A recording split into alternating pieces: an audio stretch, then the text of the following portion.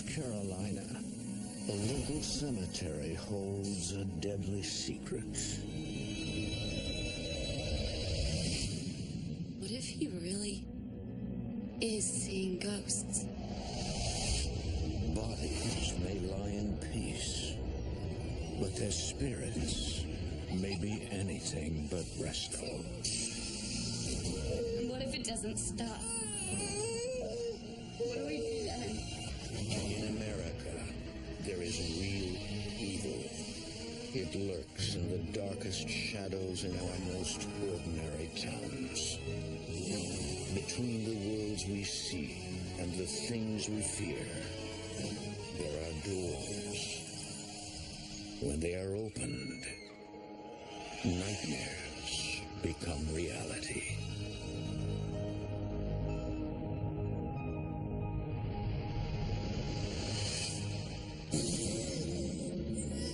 Come on out! Quit playing games!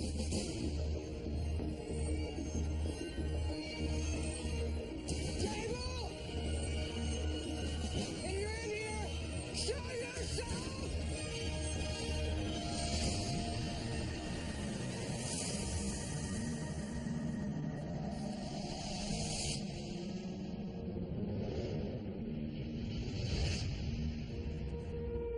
Jamie Bruce and Aaron Pennington grew up in Winston-Salem, North Carolina.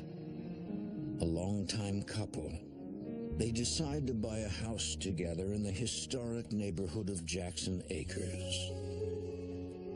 It'll take some work to make it ours, but the foundation is solid, and the neighborhood is great. Yeah, this house was my first house. Nothing extravagant about it, but it was a start, and it was near Jamie's family.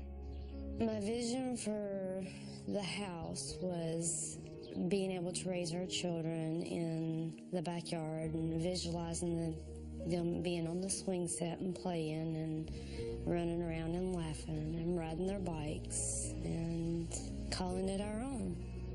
What do you think? I think it's home.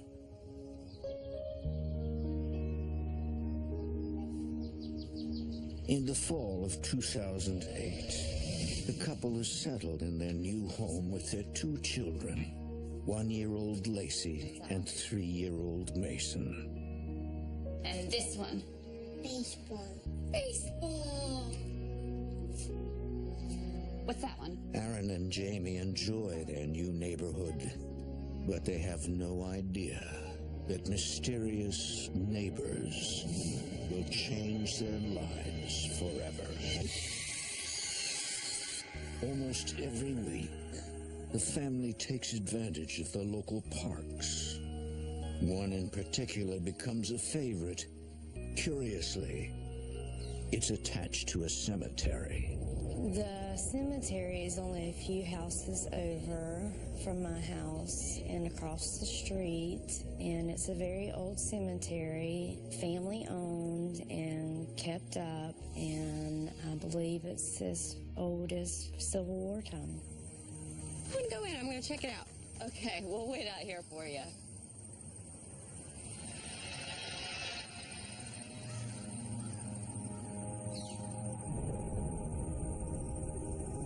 Jamie notices Mason seems preoccupied with something he sees and hears.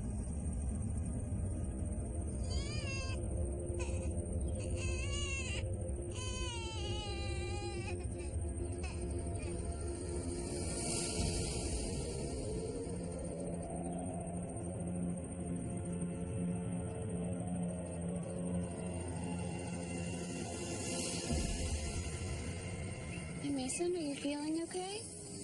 I want to go home. Okay. He wants to go home. Okay, let's go. Come on.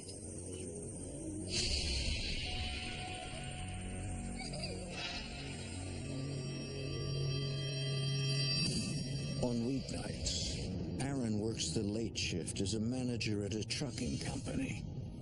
Sometimes he doesn't get home until dawn. Good night, Dad. I love you. Let me talk to him. Hey, any idea what time you'll be getting home? I wish I knew. Still waiting for, 2 more trucks to come in. My work schedule's usually kind of like a second and third shift combined. You go in at 2, 3, but you don't really know when you're going to get home. And it puts a lot more responsibility on Jamie. I miss him, and the kids miss him, and we just wished he could be home more.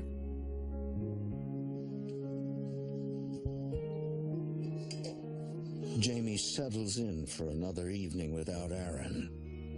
But she and her children are not alone.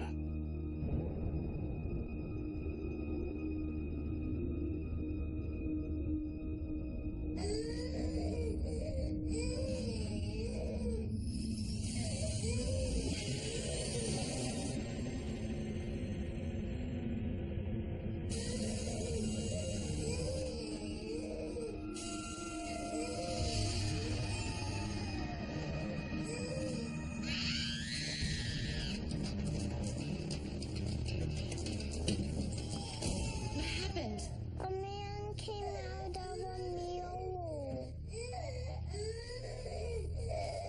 Oh, come here, baby girl. Look, Mason, there's nowhere else to hide in here. We are alone. Look, there's no one here.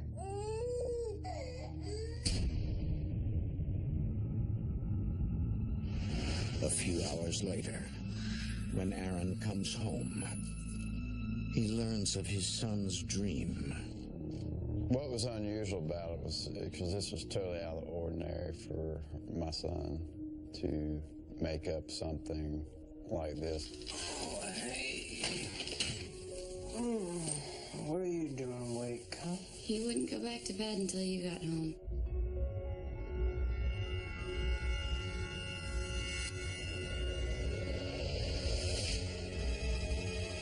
The next morning, after Aaron and Mason leave the house, Jamie finds herself experiencing the unexplained.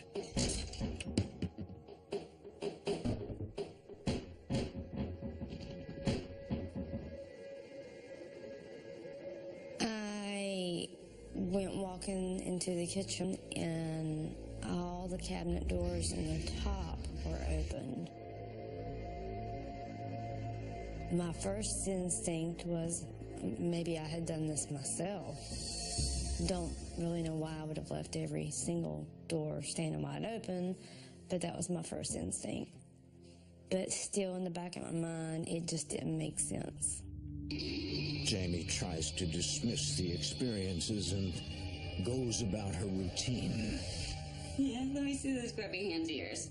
Oh, they're filthy. Filthy, filthy. Other one. All right, buddy. I'm gonna grab you a towel, okay? But that soon proves to be impossible.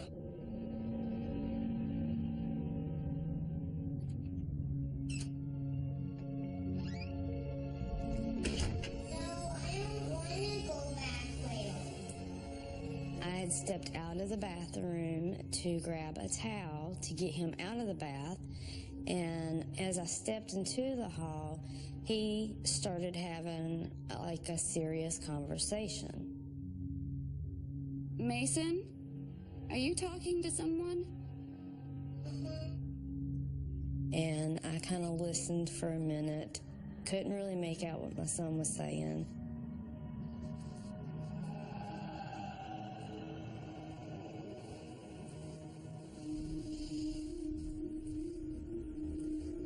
Mason, who are you talking to? Gable. Is Gable one of your toys? He's a man. A man? He was right here, but when he left. For the first time, Jamie begins to worry. Could Gable be more than a figment of her son's imagination? Could her neighborhood or her house be haunted? Mason, Mommy and I want to ask you something. Where did you hear the name Gable? Was it on TV or at school? He told me. Who told you? Gable. And I still kept thinking that maybe he was just imagining. And he kept telling me he was real. He promised he was real. Honey, we know that Gable isn't a real person. He's so real. Okay, well, if he's real, then where is he? In room. Gable's in the bedroom? Okay, well, why don't you go and get him? Tell him we want to talk to him. My heart dropped a little bit at that moment when he said he's back here in the bedroom. And that's when I said, well, if he's back there, go get him.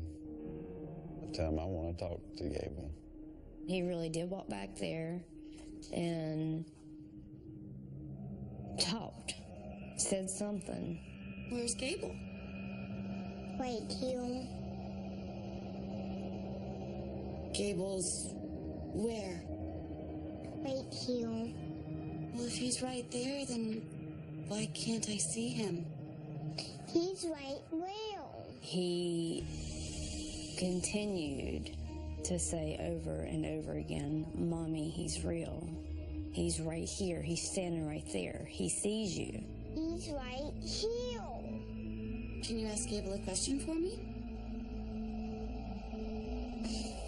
Ask him what 5 plus 6 is. I knew that my son could not add. He knew his ABCs and he knew his colors and he knew how to count, but he did not know how to add. Our mouths just dropped. Oh my gosh. What do you think now? What are you supposed to believe in? Do you believe your child now or not? Jamie and Aaron are shocked that they may have a ghost lurking in the shadows of their home, and its target may be their son. It kind of sends some chills up my back. What if there is a ghost in here by the name of Gabe, and my son's telling the truth? Their friend Pam Marsh is starting to believe it as well. Stop, it's my turn. I said stop it. Mason, is Gable going to be joining us for dinner? Her son's demeanor let us know that this was something very serious by the look on his face. He has to walk. We questioned him, and the answers he gave us let us know that he really believed this. Mason, quit being silly and go get ready for dinner. Come on, we can't play in here. It was really odd that he believed so intensely. I'm beginning to believe him. Me too. It was pretty weird, and he was dead serious.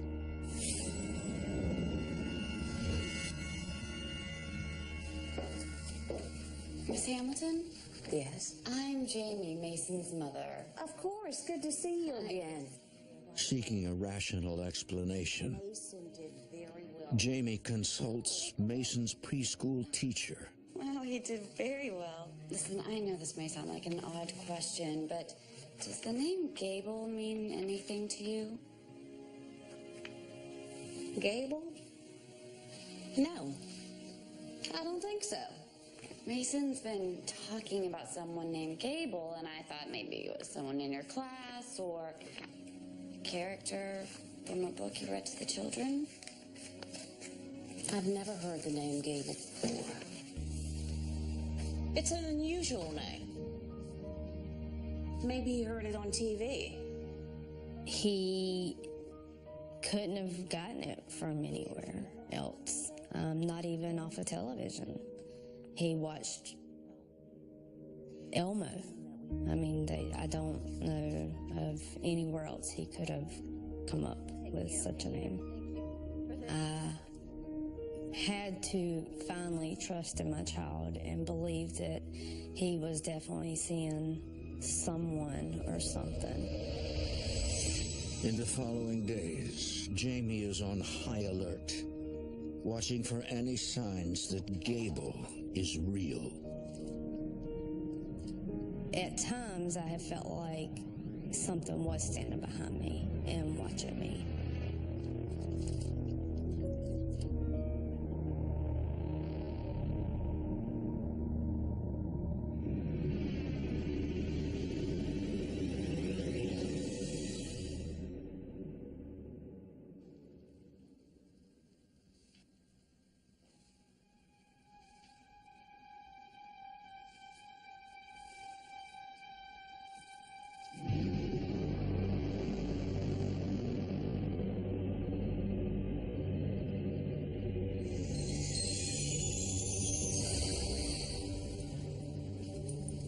I was a little unsure if my mind was overreacting or if something really was watching me. You had it in the back of your mind like something wasn't right. Something was, you felt out of place.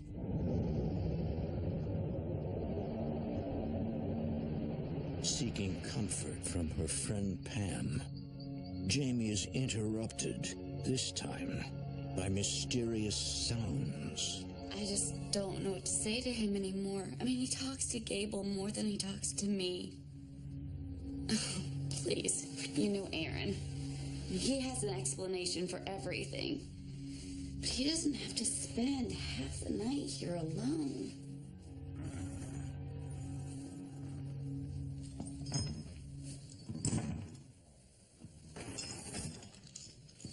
I think someone's in the house. Shh, shh, shh, shh. Just hang on a second.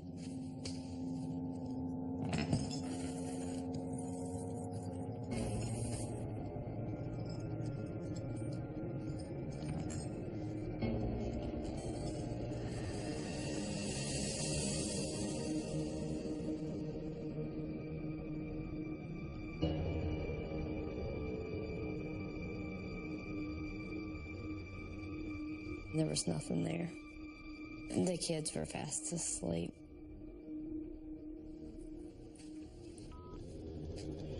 There's something going on in this house, Aaron. I'm hearing noises. There's loud noises. All right, just slow down. It sounded like bike chains hitting the floor, and it was loud, and I have no idea how the kids didn't wake up. Or I don't know how they... Check the rest of the house. Yeah, I did. I checked the rest of the house. Everything's fine, but... I know I heard something coming out of that room. I believe you did hear something, but it couldn't have been a chain falling. It was probably just something in the heating system. I myself always look for answers. If it's something's broke, I want to fix it. If it's unexplained, I want to explain it. That's I guess my thought process is there's an explanation for everything. Aaron never seemed overwhelmed. He was just wanting me to understand that he's listening. Jamie tries to convince herself there is nothing to fear, that her home is a safe haven where she can be protected from the outside world. But something wants her to feel otherwise.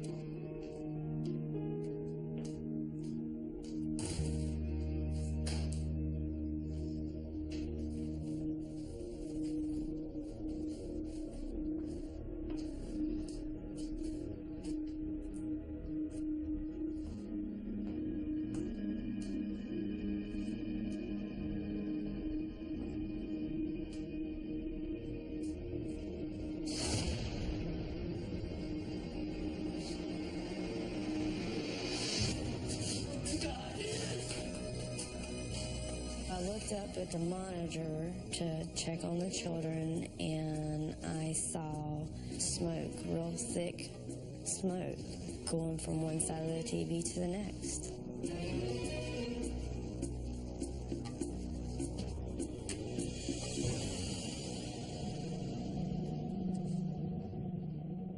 I got up there and there was nothing there.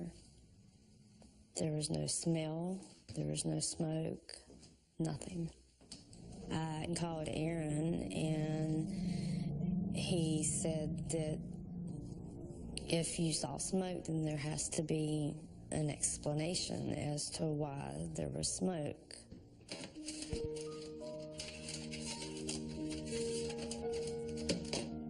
Everything looks fine. Maybe what you saw was static. The camera could have picked up some kind of interference. No, I know what I saw. It was smoke.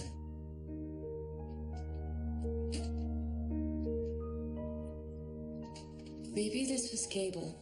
I thought in the back of my mind that it was possible that there was something that was trying to communicate with me to let me know that it is there and is present. Oh, whatever it was. It's over now. Nobody got hurt.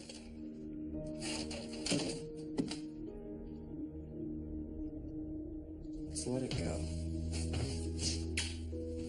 Call it a night. Fine. The children are staying in our room tonight.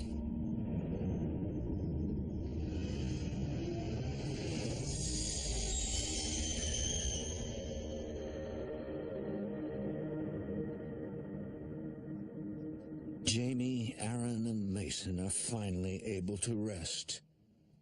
But their daughter Lacey is not.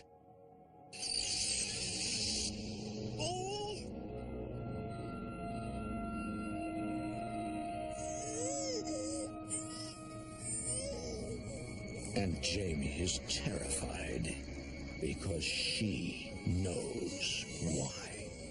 What are we supposed to do? My children are my world, and to have something that's scaring them or bothering them is just devastating. I'll stay out with her tonight. And what if it doesn't stop? What do we do then?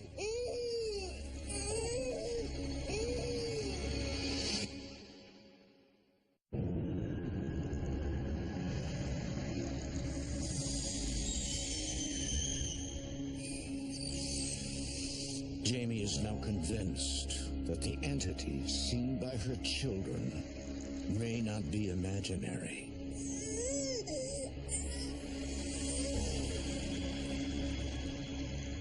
Never heard my daughter scream like that. She just kept looking like something was in there. Hey, she probably just had a bad dream. Well, of course, when Jamie told me what had happened, I said, did she have a nightmare? And Jamie's like, no, this is different. She said, Pam, there was actually fear in my little girl's eyes. I don't believe in ghosts, but I don't know how else to explain it. Stuff like this has been happening ever since Mason started talking to Gable. What if he really is seeing ghosts? While Aaron again works late, Jamie tries to sleep, unaware that Gable may not be the only entity haunting her house.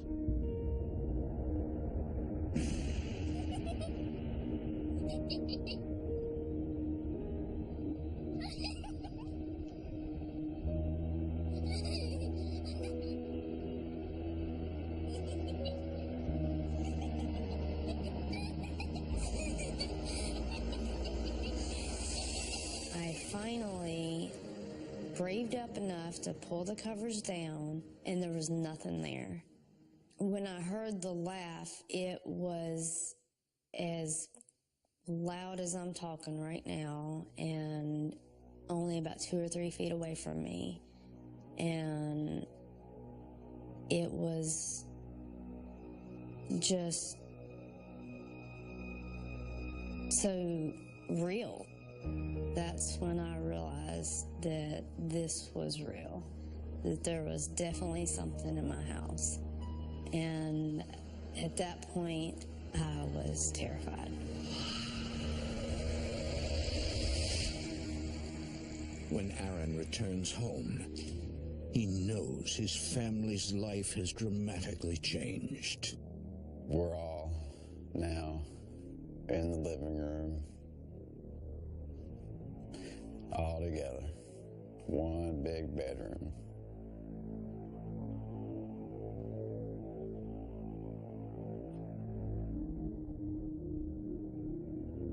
Now, it's Aaron's turn to listen.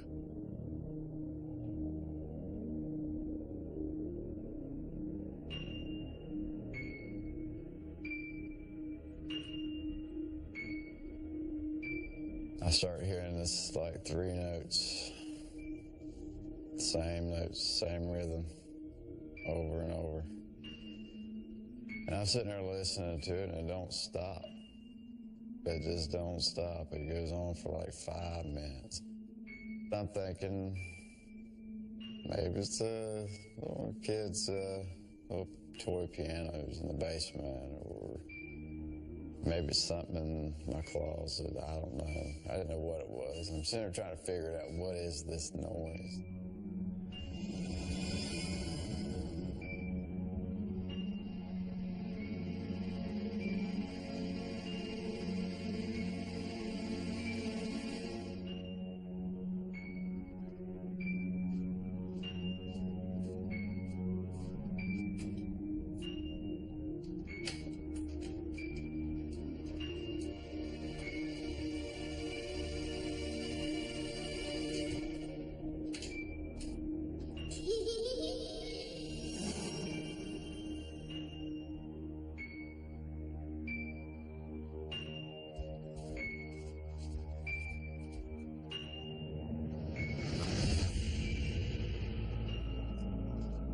Aaron is determined to find an explanation.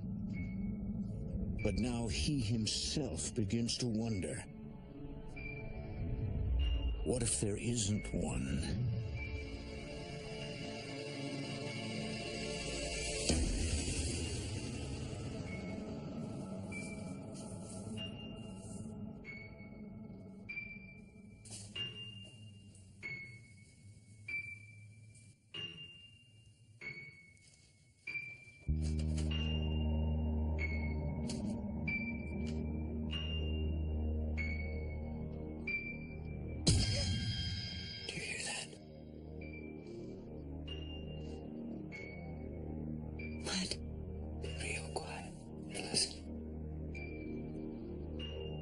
And I listened, and sure enough, it was a piano playing, just plain as day, and it sounded like it was in the next room. What is it? Searched the entire house. I can't figure out where it's coming from. It sounds like our old piano. We used to have a piano in our home when we first moved there. That doesn't make any sense. First Gable, then a child's laughter. Now, terrifying sounds.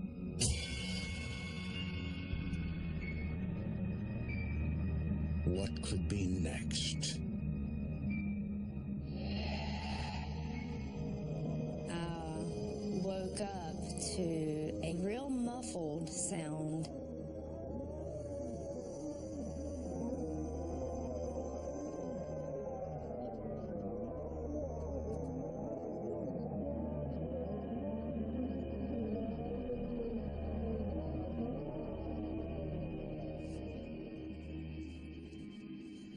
It stopped. It's like they heard us. We interrupted them. What I had heard, 100%. I knew that there was no denying that. Jamie and Aaron both realize they need help, and they need it fast.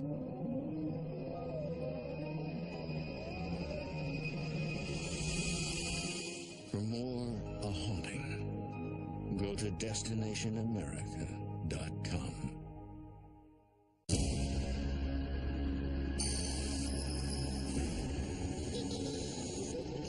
Jamie and Aaron are horrified and confused by events occurring in their North Carolina home.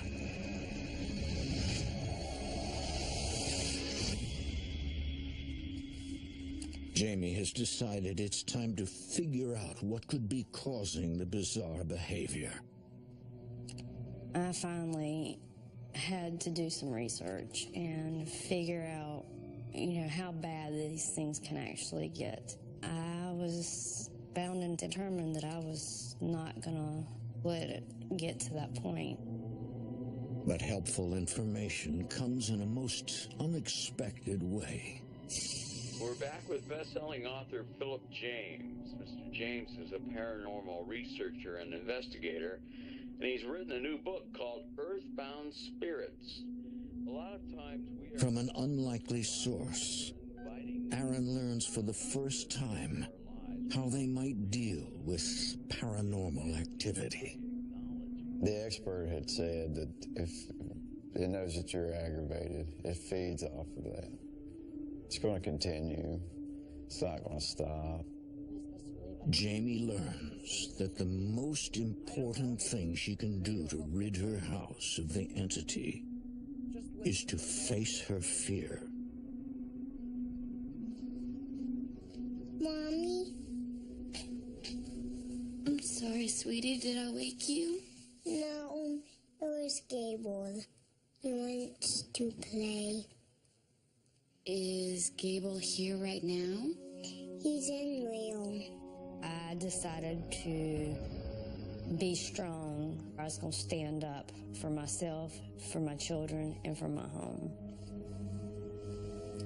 Gable, I need you to leave our house now. It's time for Mason to go to bed, and you're keeping him awake.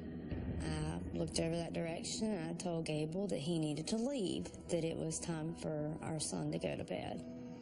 He holds you. He's going. Good. In the following weeks, the house remains quiet and peaceful. Jamie ignores her fears and reclaims her life. She has no idea that the entities in her home are changing their focus from her children to her.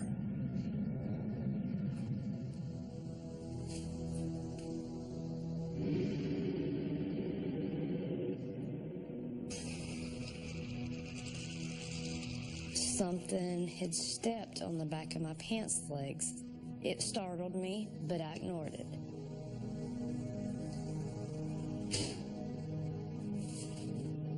As I go to get up the steps, I realized I forgot to cut the dryer on.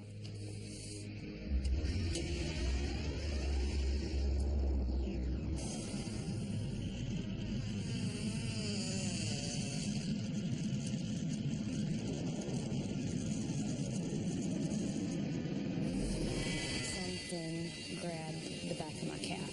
I felt like it just wanted me to know that it was still there. At that point, I lost it. I knew then that it can get physical. What happens if it touched my children? She called me hysterical. She said something, you need to get home. It kept pulling me down. Are you okay? It bothered me to think that if something can touch you, that's a whole different ballgame. Because if they can do that, what else can they do? Stay out of the basement. I'm on my way.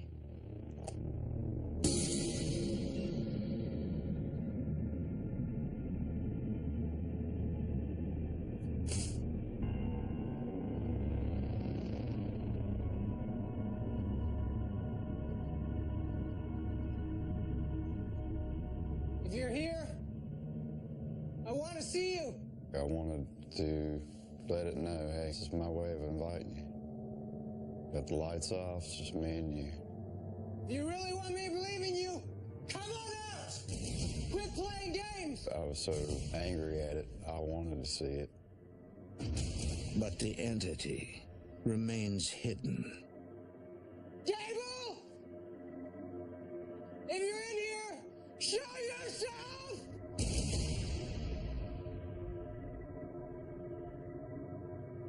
When Jamie's friend Pam Marsh learns of the heightened paranormal activity, she enlists the aid of investigators Pam Nance and Ashley Field. After reviewing the past events, they are puzzled until they suddenly make a connection to the graveyard near the home. The family had visited this cemetery on their property. When they came back from the cemetery, shortly thereafter, the activity started, which leads me to believe that they brought something back with them. When the investigators arrive at the house, they find unusually high levels of electromagnetic energy. Signs that supernatural entities are indeed present.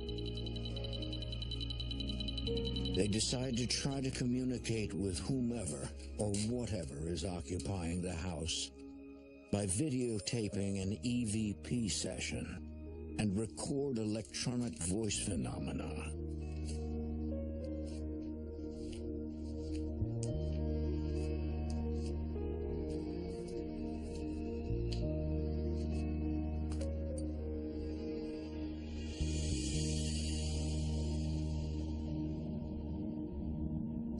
Gable, are you here?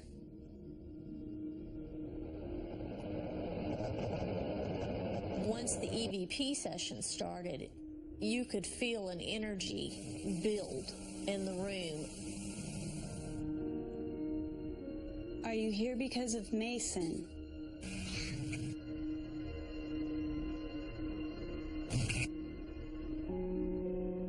Do you want to play with Mason?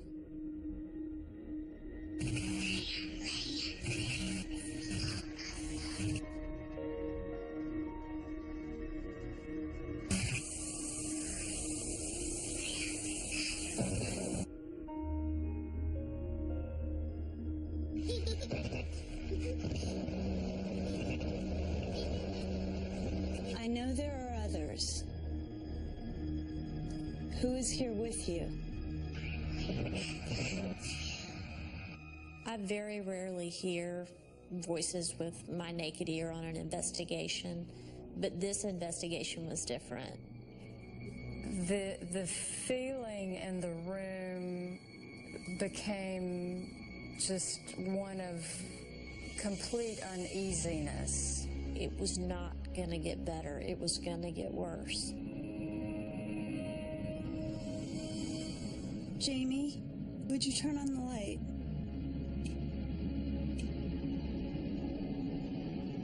It felt like a bubble was forming on the front of that mirror and pushing out a very negative energy, and it was about to explode.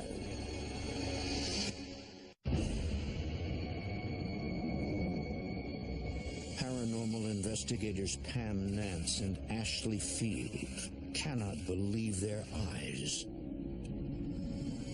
as they watch something try to emerge through a mirror in Jamie and Aaron's home. An entity they immediately decide they need to stop. Many people believe that mirrors can actually act as a portal between our world and the spirit world. There have actually been reports of entities coming through mirrors. I think there's something trying to get through. At that moment in time, had I not stopped, I think the activity would have escalated on a level no one had seen yet by what would have been brought in. I knew immediately that I needed to do something before this bubble of negativity exploded outwards into the room. Investigator Ashley Field has come prepared for a purifying ritual. The cleansing of the mirrors with this lemon-based water is a Low Country recipe to seal a portal. The investigator knows that the power is not only in the recipe. Cleansing is all about intent. It's not a power that anybody gives you. It's all about your intentions, what you're putting out there. If you're putting out good and you're wishing for good and you want the bad gone and you're pushing away negative energy, it's like getting away from bad people. Now we just have to get rid of what's already here. This sage will free the room of the spirits. The investigator uses a Native American tradition known as smudging to purify the air. You start from the center of the room and you move outward, pushing all the negativity out of the room. You start in one room and you keep moving through each room. You have to have a door or a window cracked prior to starting this process so whatever's in there can leave. Otherwise, you're just chasing it from room to room.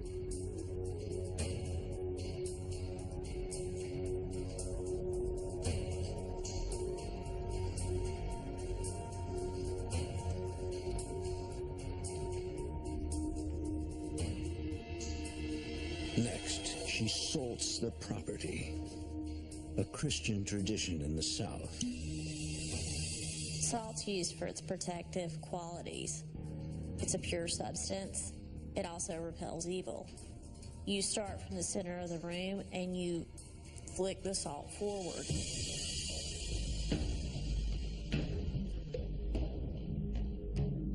The salt water I used was from an outgoing tide. It's based on the same principle of baptism in the ocean.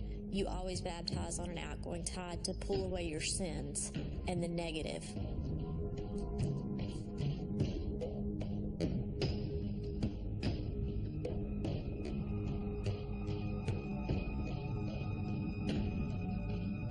With the cleansing complete, the investigators hope to be able to confirm that the entities are gone. They are not. I typically take 3 photographs at a time. The first photograph was normal. Second photograph, there was a very dark shadow coming down across the camera's field of vision. The third photograph, clear again. And at that exact same moment, we did get a spike on our EMF meter. The investigators conclude there is only one other way to complete the cleansing of the home.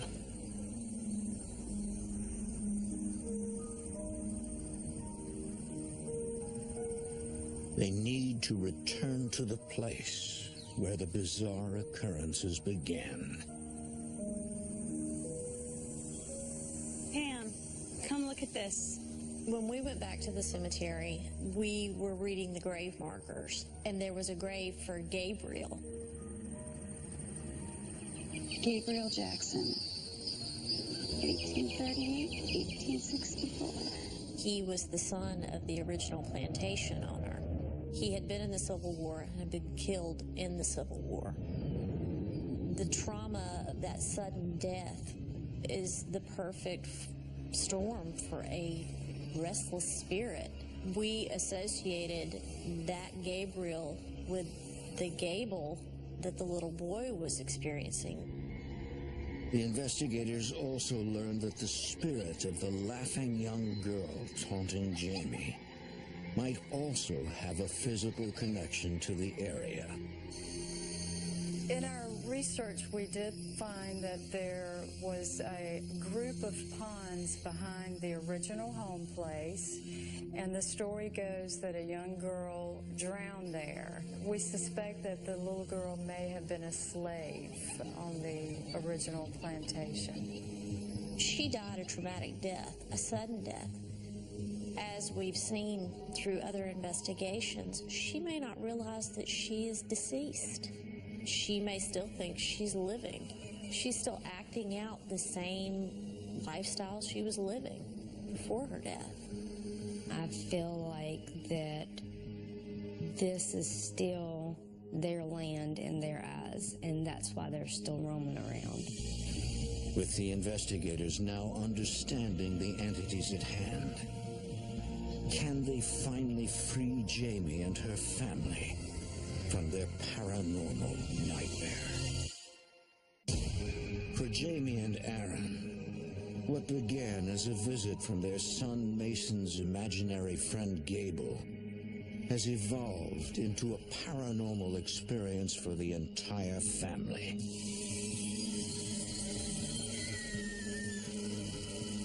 Investigators have determined that more than one entity haunts the home. While they now have an idea who these lost souls might be,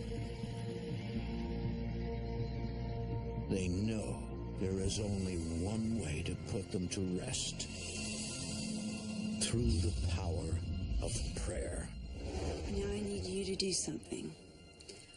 I need you to say a blessing to complete the cleansing and to reclaim your house. The homeowner should always be present when you do a cleansing. It's their home. They have to take back ownership. They need to be there with you. They need to reiterate and reinforce what you're doing. Because when you leave, it's just them again. Kind of blessing. Any kind. As long as it's something you truly believe in.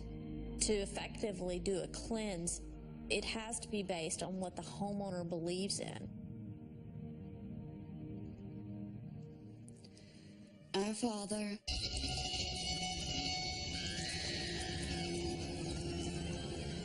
who art in heaven, hallowed be thy name.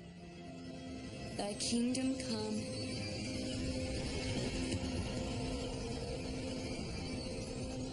Thy will be done on earth as it is in heaven. Give us this day our daily bread. And forgive us our trespasses as we forgive those who trespass against us.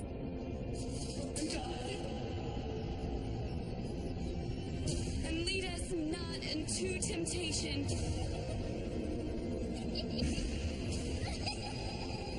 but deliver us from evil.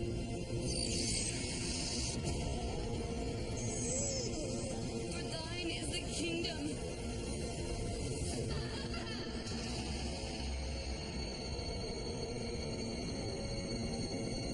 the power, and the glory, forever. David! Are you in here? Show yourself!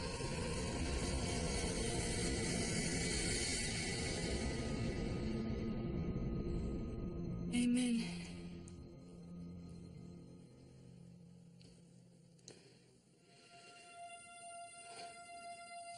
They're gone, aren't they? Nothing here can hurt you now.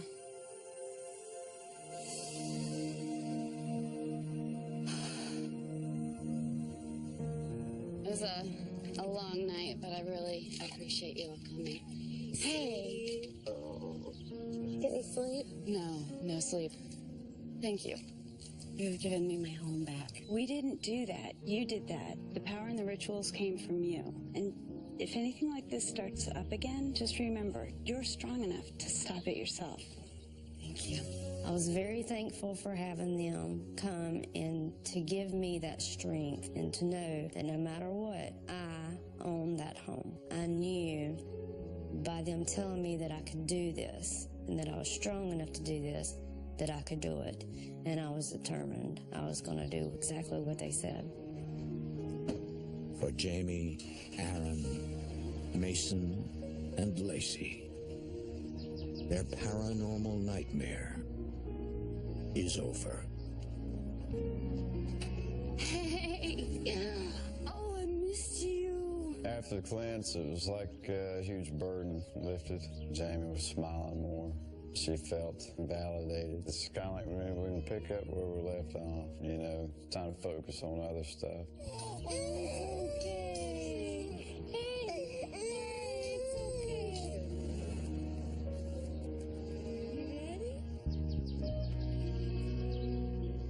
Talking with the neighbors made me realize that we were not the only ones experiencing this, and that it was the land, I believe, is where it's all coming from.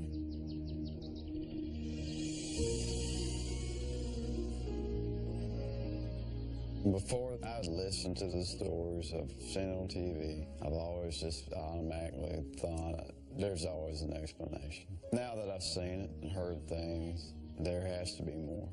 If you're closed-minded to any idea, then the less you're ever going to learn. I would tell any skeptic to be more open-minded. You just need to listen. Just listen.